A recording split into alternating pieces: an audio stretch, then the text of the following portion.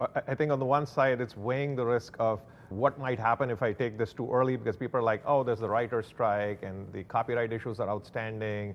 We don't know what's going to happen. And on the other side, there's the risk of being left behind. Yeah. So do you really think that the risk of being left behind kind of outweighs the other risk? I think the risk of being left behind 100% outweighs the other risk, because we don't have much time. I don't know how McKinsey comes up with this data, but I'm going to use it because it serves my purposes. So they put out a study around AI adoption, and they projected that China, by 2030, will add 25% to its GDP through AI. And the United States, the numbers are, I think, 14 to 15%, right? So again, have no idea.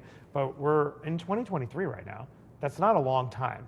So the brilliant people there have determined that the rate of adoption will achieve that level of accretion to GDP.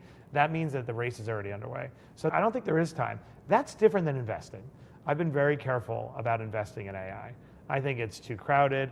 I don't know what's going to become commoditized. It would be impossible for me to learn every version of a solution that's being pitched to me to see if one, it's going to be commoditized, two, if there's a better one out there. So I've been very tentative. I only back infrastructure, hardware, the NVIDIAs of the world.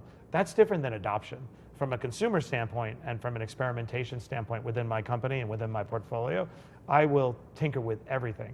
I am so shockingly tactical right now. You wouldn't believe it. I mean, down to when I brought my new book out, Burn the Boats, I was thinking, how do I extend the conversation around my book so that it's 24 hours a day? Obviously, let's create a chatbot that is a living expression of me and my book. So I basically uploaded everything around my book, all around the history of it. Now, if I had waited for all the copyright rules to be figured out, I never would have done it. But now I use a product called Dante, and I pay Dante every month. And now there's a Burn the Boat, living thing called Triton.